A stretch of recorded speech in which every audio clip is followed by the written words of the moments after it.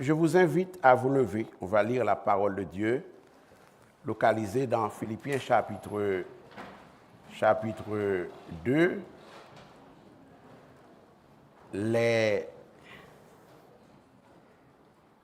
OK, nous devrions lire, on va lire, à partir du verset 1 et la lecture se termine au verset 11. Autrement dit, Philippiens chapitre 2, verset 1 à 11, à la gloire du Seigneur, frères et sœurs, mes bien-aimés en Christ. Lisons ensemble l'oratoire, chers amis visiteurs.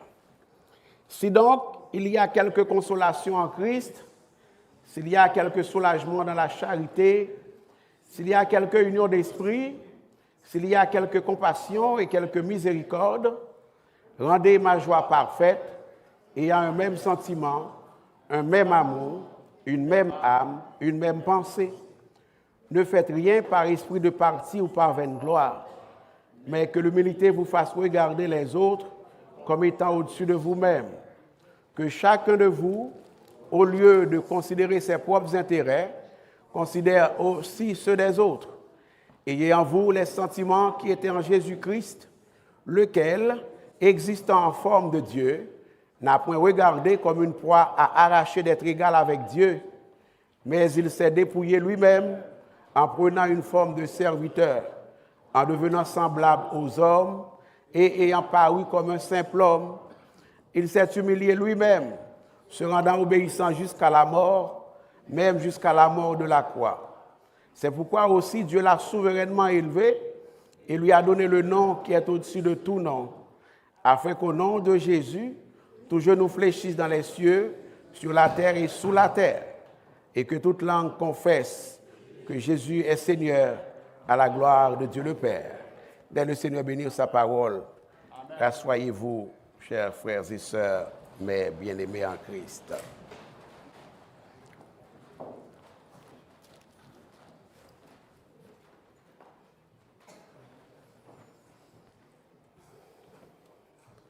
Je ne devrais pas vous garder longtemps. Je vais simplement attirer votre attention sur quelques vérités de ce texte avant que je vous laisse partir.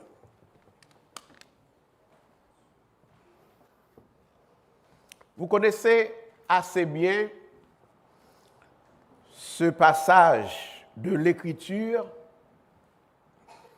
qui est l'un des hymnes du Nouveau Testament les plus connus concernant Jésus-Christ, notre Sauveur et Seigneur mis à mort. Je m'en vais vous entretenir de ce sujet disant « Ayez en vous les sentiments qui étaient en Jésus-Christ. Ayez en vous les sentiments qui étaient en Jésus-Christ. » Tandis que nous commémorons, frères et sœurs, la mort du Seigneur Jésus-Christ, et tandis que nous faisons d'une pierre plusieurs coups, tandis que nous accueillons ces frères ayant demandé que le baptême d'eau leur soit administré, le Seigneur m'a mis à cœur de réfléchir sur ce passage extraordinaire des Saintes Écritures. Je commencerai par le verset 5. Paul nous dit au verset 5, « Ayez en vous les sentiments qui sont en Jésus-Christ. » Ou bien « Ayez en vous les sentiments qui étaient en Jésus-Christ. » Et chemin faisant, au verset 6 à 11, l'apôtre Paul nous donne une illustration, frères et sœurs, mes bien-aimés, de ces sentiments-là qui étaient en Jésus-Christ. On y voit tout d'abord un sentiment d'humilité, Dans ce contexte où l'Écriture parle de sentiments, il faut avoir un regard plus large du point de vue sémantique. Paul ne parle pas simplement, uniquement du sentiment comme nous en parlons tous les jours.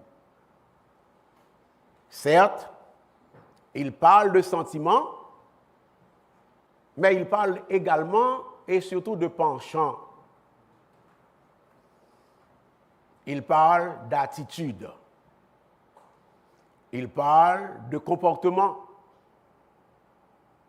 Sous le vocable pertinent de sentiment, Paul parle de valeur, de vision de la vie. Ayez en vous les valeurs qui étaient en Jésus-Christ. Ayez en vous la vision qui animait Jésus-Christ. Ayez en vous les sentiments, les penchants de cœur qui animaient et qui animent encore le Christ mort et ressuscité, frères et sœurs. Paul nous donne au verset 6 à 11 du passage lu une illustration des valeurs qui animaient Jésus-Christ. On y voit tout d'abord la valeur ou le sentiment d'humilité. Paul dit au verset 6a, lequel existant en forme de Dieu, n'a point regardé comme une proie à arracher d'être égal avec Dieu. Il n'a point considéré comme une proie à arracher son égalité avec Dieu. Égalité d'attributs, égalité de substance, égalité de statut et de stature. Le groupe de mots en forme de Dieu que nous avons au verset 6 signifie que dans son incarnation, lorsque Jésus est entré dans le ventre de Marie, Jésus était réellement, vraiment, pleinement, authentiquement Dieu, avec toutes les qualités, tous les attributs, toute la substance, toute l'essence, toute la quintessence de la divinité, c'est-à-dire Dieu revêtu entre autres de puissance, de pouvoir, d'autorité et de sagesse. Et pourtant, frères et sœurs, à la lumière de la phrase suivante, au verset 6b, nous apprenons, vous et moi, que Jésus, malgré son autorité, son pouvoir, sa sagesse, sa condition divine, il n'a pas regardé comme une proie à arracher d'être égal avec Dieu. Il n'a pas regardé comme une proie à saisir, à en profiter d'être égal avec Dieu. Saisir, arracher, ces deux verbes s'associent ensemble ici pour vouloir dire il n'a pas considéré sa divinité, sa condition divine éternelle pour obtenir, pour réclamer ce à quoi il a droit. Autrement dit, Jésus, à notre grand étonnement, n'a pas agi comme vous et moi, nous pensons qu'il aurait dû agir. C'est-à-dire, à notre grand étonnement, Jésus ne s'est pas emparé de sa condition divine, il ne l'a pas réclamé, il a fait abstention de la jouissance de cette condition, de ses privilèges. Au lieu de faire cela, les versets 7 à 8 du texte lu nous font comprendre que Jésus s'est dépouillé lui-même en prenant une forme de serviteur, en devenant semblable aux hommes et ayant paru comme un simple homme, il s'est humilié lui-même, se rendant obéissant jusqu'à la mort, voire jusqu'à la mort de la croix. Êtes-vous content de cette décision du Seigneur? C'est en cela que l'humilité du Christ consiste, frères et sœurs. Jésus s'est vidé. Il s'est vidé de lui-même. Par amour pour l'humanité, il s'est vidé pour nous en décidant qu'il donnera sa vie pour votre vie et pour ma vie, frères et sœurs. La première vérité avec laquelle je veux que vous sortiez d'ici ce soir, c'est que Jésus s'est fait serviteur, il s'est vidé, il s'est dépouillé pour vous donner la vie. Par son dépouillement de lui-même, par sa renonciation à lui-même, le Christ s'est donné lui-même, frères et sœurs. Non seulement il s'est donné lui-même, mais également il a donné tout ce qu'il avait pour que vous et moi, nous ayons la vie ce soir, la vie éternelle, la vie spirituelle en abondance. Toute la vie de Jésus a été consacrée à servir. Toute la vie de Jésus a été consacrée à se donner pour les autres. Toute la vie de Jésus a été d'avoir du temps pour les autres. Toute la vie de Jésus a toujours été d'aménager un espace dans son agenda, dans son calendrier, pour avoir du temps à investir pour les autres frères et sœurs, mais bien-aimés en Christ. Il s'est dépouillé, dit le texte, en prenant une forme de serviteur, ou alors en prenant la forme d'un serviteur. Dans la vie, vous savez, les mots ont toujours toute leur importance. Dans la vie en général et dans la communication en particulier, aucun mot n'est jamais sans importance. On est d'accord avec cela? C'est vrai pour la vie ordinaire, c'est surtout vrai pour la Bible. C'est-à-dire que Jésus n'a pas pris la forme d'un être humain tout court. Il aurait pu le faire. Mais c'est parce que le texte dit qu'il l'a fait. C'est pour ça que j'ai attiré votre attention sur le fait que les mots ont leur importance. Jésus n'a pas pris la forme d'un être humain tout court. Il ne s'est pas revêtu seulement de l'humanité. Auquel cas, s'il faisait cela, s'il avait pris la forme d'un être humain tout court,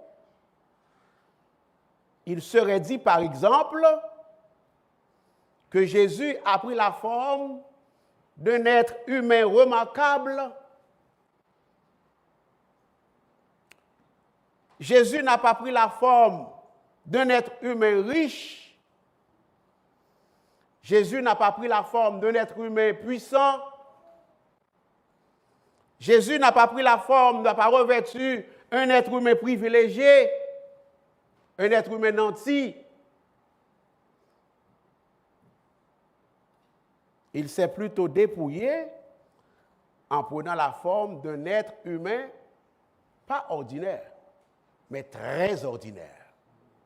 Avez-vous remarqué? La forme d'un doulos, c'est-à-dire d'un esclave, la forme d'un serviteur. On est là? Amen. Voilà une illustration, une évocation, une éloquence de l'humilité du Christ dont je vous parle, frères et sœurs. Vous savez, votre pasteur aurait beaucoup de choses à vous dire.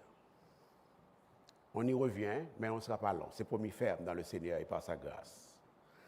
Au verset 8, l'oratoire, peuple du Seigneur, chers amis visiteurs, chers amis internautes, l'humilité du Christ culmine en une autre valeur, en un autre sentiment, en un autre penchant. Cette humilité culmine en amour-obéissance. Vous me voyez? En ce que, ayant paru comme un simple homme, le Fils éternel de Dieu s'est abaissé lui-même, dit saint Paul, se rendant obéissant jusqu'à la mort, voire jusqu'à la mort de la croix. Si c'était simplement jusqu'à la mort, il n'y aurait rien d'extraordinaire.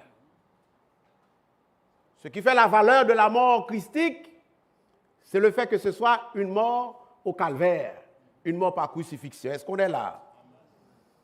Jésus était pleinement obéissant à l'égard de son Dieu.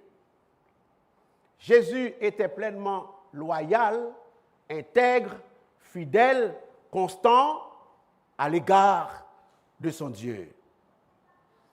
Jésus a vécu dans une obéissance constante la vie qu'il avait à vivre sur la terre. Et en cela, Paul dit juste, quand il m'invite, vous et moi, quand il nous invite, à suivre l'exemple de Jésus. Quand il nous dit, ayez en vous les valeurs, les sentiments, les visions, les penchants de cœur, les attitudes, les comportements ayant caractérisé Jésus. Êtes-vous prêts à imiter la loyauté du Christ ce soir? Amen. Êtes-vous prêts à imiter l'obéissance du Christ ce soir? Amen. Êtes-vous prêts à imiter l'intégrité du Christ ce soir? Amen. Son amour pour son Père? Parfois, vous et moi, frères et sœurs, nous aimons le Seigneur. Nous commémorons sa résurrection avec faste, de manière grandiose, au son des trompettes, des tambours, des tambourins, c'est normal. De la même manière, nous commémorons sa mort, comme ce soir, avec faste, dans la grandiosité, par la grâce du Seigneur. Mais avez-vous remarqué que le message de la croix, c'est un message d'humilité, d'obéissance, d'amour, de foi, d'espérance, de zèle, de service, de consécration, de sainteté. Avez-vous remarqué cela? Amen. Tout s'est fait sur fond d'amour. Toute la carrière du Christ, toute sa carrière spirituelle, toute sa carrière ministérielle est bâtie, est érigée, est construite sur fond d'humilité, sur fond de service, sur fond d'amour, sur fond d'obéissance, sur fond de loyauté, de constance dans la bonne direction, dans la bonne voie, sur fond de persévérance. Avez-vous remarqué? Amen.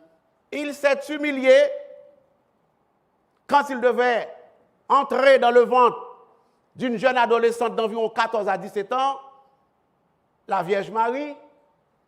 Il s'est humilié en épousant la condition humaine à l'exclusion du péché, les grands goûts, les fatigués, les joués, ils ont humilié, ils ont méprisé, les levé pour le prêcher, tout le monde virait de y aller.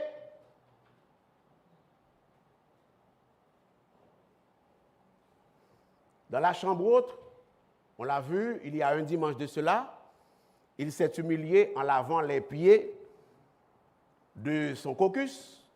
On se rappelle? Amen. Tout est fait sur fond d'humilité. En sorte que ce soir, célébrer la mort du Christ et ne pas embrasser les valeurs du Christ, c'est peine perdue.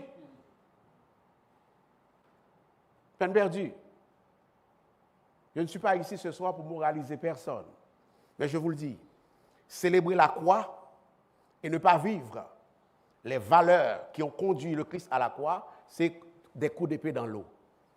Dieu vous en préserve l'oratoire, je le sais. Parfois, vous et moi, nous sommes inconstants.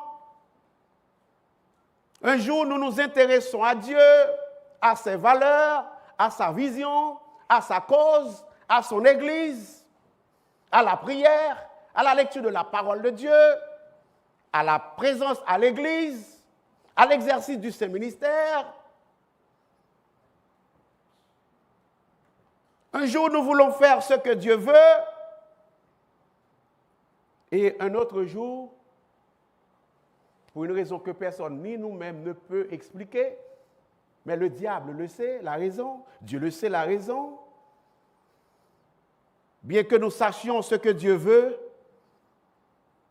nous oublions Dieu et sa volonté, et alors nous commençons à faire les choses de Dieu à notre manière. Et alors nous commençons à servir Dieu à notre manière, frères et sœurs. Eh bien, laissez-moi vous rappeler ce soir que pour le Christ, il n'en était pas ainsi, frères et sœurs. Jésus a toujours fait les choses à la manière de Dieu, non pas au gré des circonstances, mais malgré les circonstances. Quoique cela ait pu lui coûter, il persistait à servir Dieu à la manière de Dieu. Il persistait à avoir en lui les bons sentiments, les bonnes valeurs, les bonnes visions. Ainsi, l'Écriture dit que le Christ a été obéissant jusqu'à la mort et jusqu'à la mort de la croix. Au compte pour qui Paul, savez-vous pourquoi Saint Paul dit jusqu'à la mort et même jusqu'à la mort de la croix? Au compte pour qui? Vous pensez que c'est en phase, c'est emphatique. Vous sentez ça au compte lit. Vous sentez que c'est emphatique. Jusqu'à la mort, voire jusqu'à la mort de la croix. Au 1er siècle, voici la raison entre autres, je vous résume la raison. Okay? Au 1er siècle, à Rome, il n'y avait pas Ridge, Wilber, Witzer au 1er siècle à Rome. Il n'y avait pas de position dans la vie moins enviable que mourir à la croix. On est là? Il n'y avait pas de position moins enviable. En d'autres termes, c'était la position la plus moins enviable.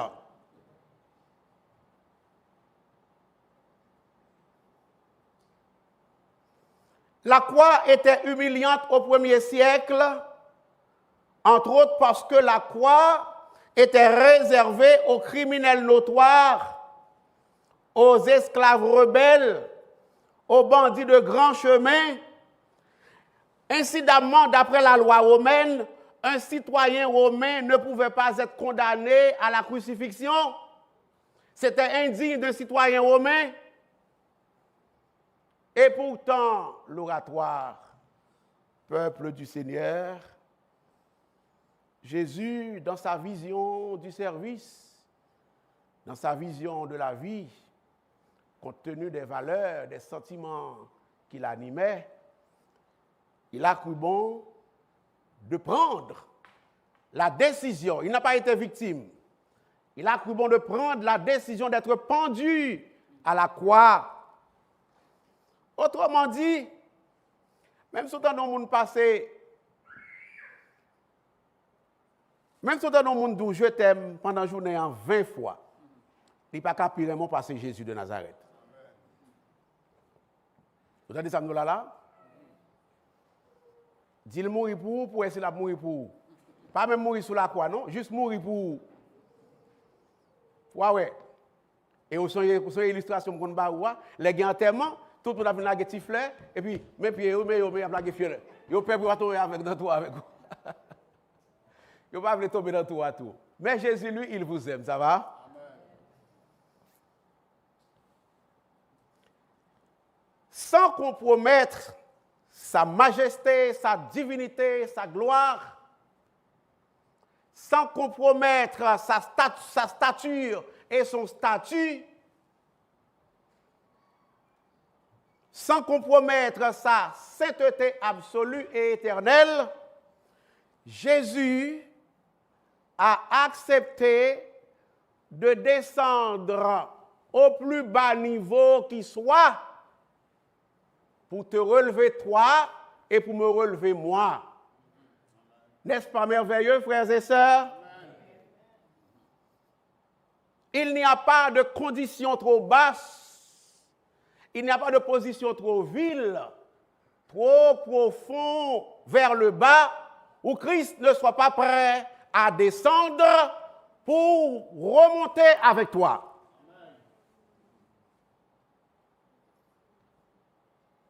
Et je vous ai promis de terminer vite, alors je m'arrête là par rapport à cet aspect-là de l'application des choses de Dieu.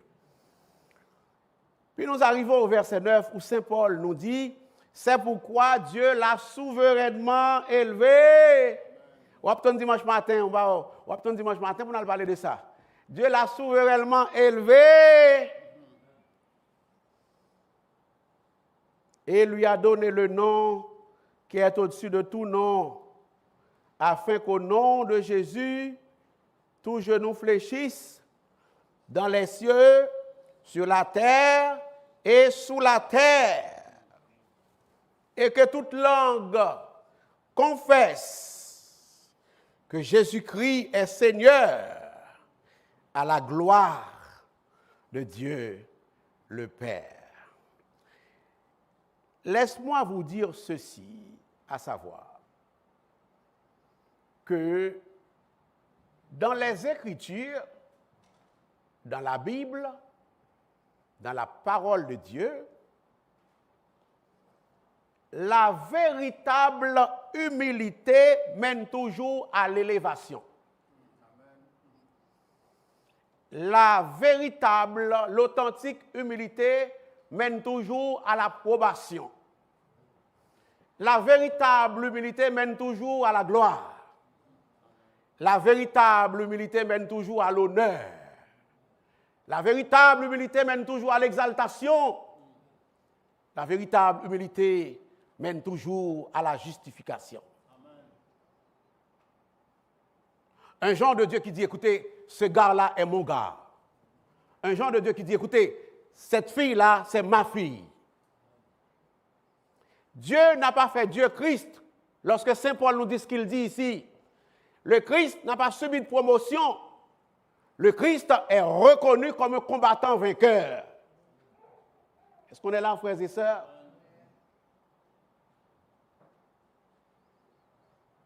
Évidemment, cela ne se fait pas toujours nécessairement immédiatement. Dans le cas du Christ, il n'en était pas ainsi. Parfois, ça prendra du temps. L'élévation sur la souffrance. Parfois, il va y avoir un temps de souffrance, un temps d'épreuve, un temps de tracas, un temps de difficulté, un temps de maladie. C'est jamais fait à la baguette magique, l'élévation divine. Paul a bien dit, celui qui n'a pas combattu ne peut pas être couronné. Au sujet, celui qui n'a pas combattu celle qui n'a pas combattu ne peut pas être couronné. Vous connaissez un chita à la caille, puis on vient dire, yo médaille, tu as remporté telle course, vous connaissez ça? Puis que Souban, pour lui mettre dans l'équipe là, c'est la qualité à chercher, il ne pas faire rien. Il a trimé dur, on est d'accord avec ça? Il a trimé.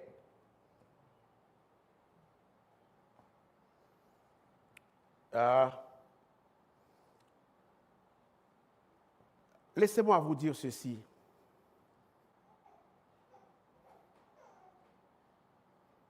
L'humilité se solde, finit toujours par l'approbation. L'humilité finit toujours par l'honneur, par la gloire.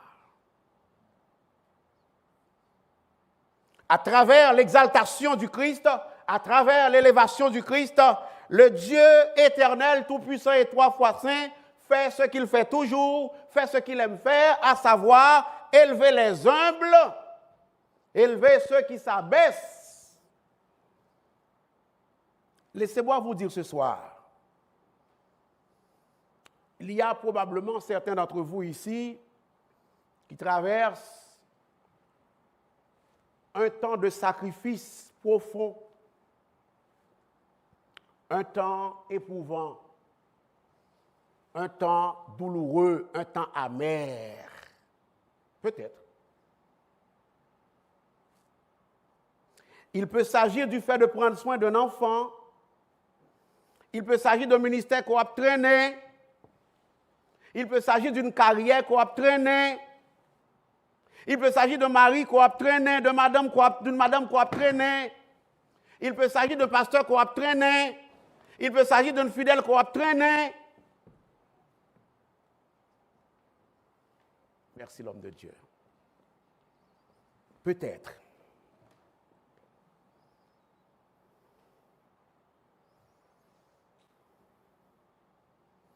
Mais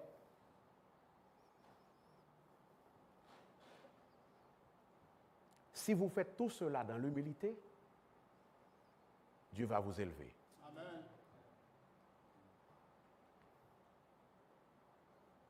Il peut s'agir de suivre Jésus tandis que cela vous coûte cher. Il peut s'agir de suivre Jésus tandis que vous êtes accablé de critiques, de moqueries, de gens autour de vous qui ne comprennent rien à Jésus ni de Jésus. Des gens qui vous trouvent drôles, bizarres. Peut-être ça. Peut-être même des gens qui vous trouvent comme un fou de ce que tu as choisi de suivre Jésus. Comme un monde qui ne va comprendre rien, comme un monde qui perd du tête li, qui va analyser. Surtout qu'analyser, ce n'est pas dans le sont à quoi. On ne sait jamais.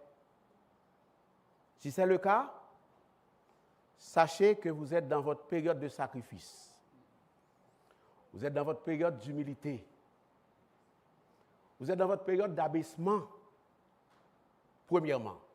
Deuxièmement, sachez que Dieu sait ce que vous traversez et que, étant pour Jésus et avec Jésus, il est normal que vous puissiez vivre des temps difficiles, que vous puissiez avoir votre croix à porter, votre petite crucifixion à subir.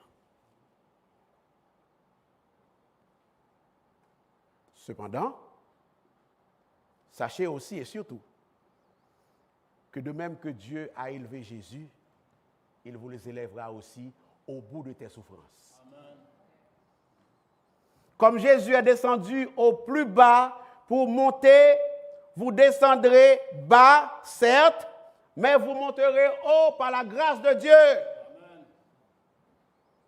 De même que Jésus a eu des larmes et que les larmes de Jésus se sont changées en joie, laissez-moi vous dire que vos larmes seront changées en joie. Amen.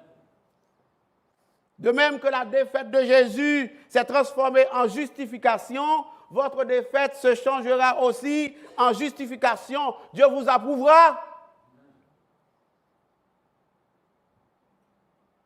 De même que la souffrance de Jésus s'est transformée en guérison, votre souffrance, Ridge, Wilbert et Witzer, sera elle aussi transformée en guérison dans le nom de Jésus. Amen. En somme, Dieu n'a pas encore terminé avec votre histoire. Amen. Votre histoire ne s'est pas achevée dans le baptistère en arrière de moi. Votre histoire est devant vous. L'avenir est devant vous. Vous avez un avenir glorieux avec Jésus si vous persévérez dans la foi. Amen. Et lorsque nous disons que Dieu n'a pas terminé votre histoire, Ça signifie, entre autres, que lorsque vous vous retrouverez face au vent adverse, face au vent contraire, Dieu vous soutiendra. Amen. Lorsque vous vous retrouverez dans le creux des vagues de la vie, Dieu saura vous en tirer, car il l'a fait pour son Fils bien-aimé Jésus de Nazareth. Une autre application importante de ce passage se trouve au verset 5. Je fais un retour en arrière. Ayez en vous les sentiments qui étaient en Jésus. Ah, mais si je ne fais pas ça, je ne vais pas passer côté si tu as annoncé. Nous connaissons toute la prédicateur. L'exhortation paulinienne, l'encouragement paulinien ou de Saint Paul, ne commence pas au verset 5 comme tel, hein, vous l'aurez remarqué. L'exhortation de Saint Paul commence au verset 2 à 4. Quand il dit « Rendez ma joie parfaite, ayant un même sentiment, un même amour, une même âme, une même pensée. » Moi, même pensée avec un tel, même amour, même sentiment avec un tel on connaît un. Ah ben oui, c'est un tel. Sinon, ne célébrez pas, ne commémorez pas la mort du Christ. Est-ce qu'on est là, frères et sœurs? Ah, vous êtes d'accord avec moi, même si je ne vais pas de répondre. Ne faites rien par esprit de parti ou par vaine gloire, mais que l'humilité vous fasse regarder les autres, eux, comme étant au-dessus de vous-même, que chacun de vous, verset 4, au lieu de considérer ses propres intérêts, considère aussi ceux des... Alors la croix, l'évangile de la croix. L'évangile de la croix, ce n'est pas seulement jouer de la musique. L'évangile de la croix, ce n'est pas seulement chanter. L'évangile de la croix, ce n'est pas seulement prêcher. L'évangile de la croix, ce n'est pas seulement plonger dans les eaux du baptême. L'évangile de la croix, c'est l'humilité, c'est l'amour, c'est le service, c'est la soumise. C'est la soumise. Oui, oui. Je ne suis pas répondre à prêcher. Et je termine avec ceci. La mort a commémoré à Soya, l'y a appelé à l'humilité et au ser, à l'amour, à la soumission. L'objectif de Dieu sur ma vie, je termine, c'est pour m'y faire, sur ta vie, ce n'est pas seulement que tu sois pardonné ou que je sois pardonné. Ce n'est pas seulement que je sois sauvé. C'est ça, mais ce n'est pas ça seulement. Ce n'est pas seulement que le Christ soit accepté. C'est important, mais ce n'est pas seulement. L'objectif de Dieu sur ma vie, sur ta vie, nouveau baptisé, ancien baptisé, l'objectif de Dieu, c'est surtout de nous amener jour après jour, à chaque seconde de l'existence, à chaque minute, à chaque saison, à chaque jour, à chaque mois, à chaque semaine, à la ressemblance au Christ. Vous comprenez ça? L'existence, la volonté de Dieu, l'objectif de Dieu sur ma vie, c'est que je collabore avec Dieu pour ma transformation quotidienne. Lorsqu'on a travail, là, on grandit. Lorsqu'on fait tout grandit, c'est pas vrai? Lorsqu'on a un ministère, on grandit. Mais lorsqu'on a la vie spirituelle, Dieu s'attend à ce qu'on grandit aussi. Est-ce qu'on est là? Amen. Dieu ne vous a pas appelé pour marquer le pas sur place. Dieu vous a appelé pour croître, pour avancer, pour progresser. Est-ce qu'on est là, frères et sœurs? Dans tes finances, il t'appelle, il veut que tu progresses. Dans ta compréhension de la vie, il veut que tu progresses. Mais si dans ces choses qu'a passé, livre grandit, allez ouais pour les choses éternelles et spirituelles. Est-ce qu'on est là? Amen. Ayez en vous les sentiments qui étaient en Jésus-Christ. Ça, c'est pour le monde qui connaît mon Dieu déjà. Pour le monde qui ne connaît pas mon Dieu, je vais bagaille. Je ne sais pas combien vous en êtes ici ce soir. Peut-être qu'il y a 0.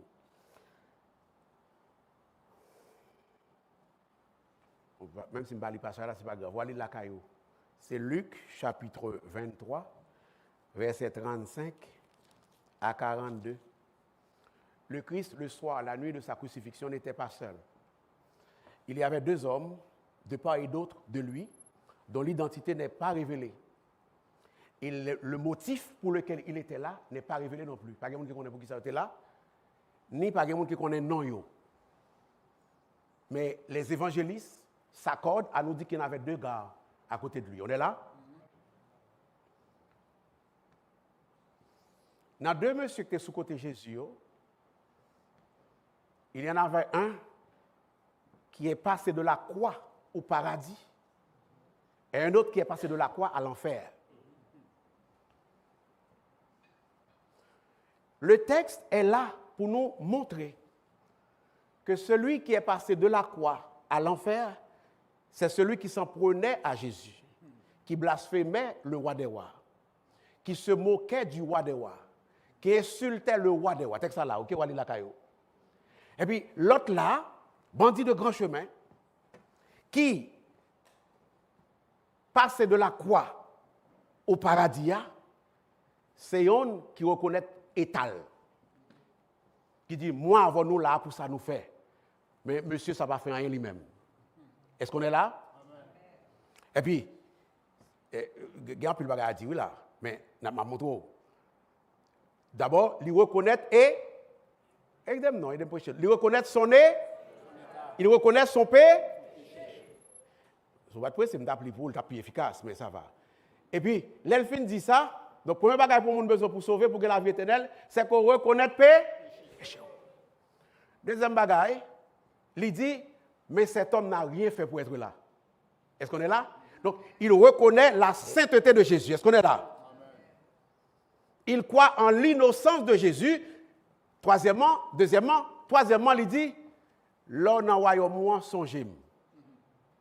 Donc, il reconnaît que Jésus est le Fils de Dieu capable de lui donner la vie éternelle.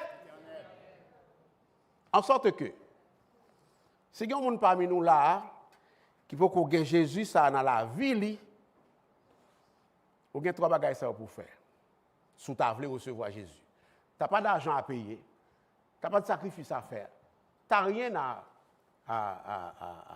à faire de plus qui va vous coûter quoi que ce soit. Il suffit de reconnaître que vous êtes un pécheur qui a besoin de salut. Vous vous repentez et vous croyez que Jésus-Christ est capable de te sauver et puis c'est fini. Si c'est ça que vous le faites, l'entendez tout le monde va descendre en bas là tout à l'heure là, ou bien pendant nous pas le faire là, ou arriver moins, m'adou plus sur ça. Même si vous pas Jésus là, vous connaissez, mais c'est ça me d'avler pour. Même si vous pas le connaître là, prends contact avec moi pour me capable d'ou plus, pour capable venir posséder Jésus ça, et puis pour réaliser c'est là parlons belle nègre. C'est là parlons bel garçon. C'est là parlons grand garçon, une grande femme, c'est lorsqu'on va gagner Jésus dans la vie. Est-ce qu'on est là?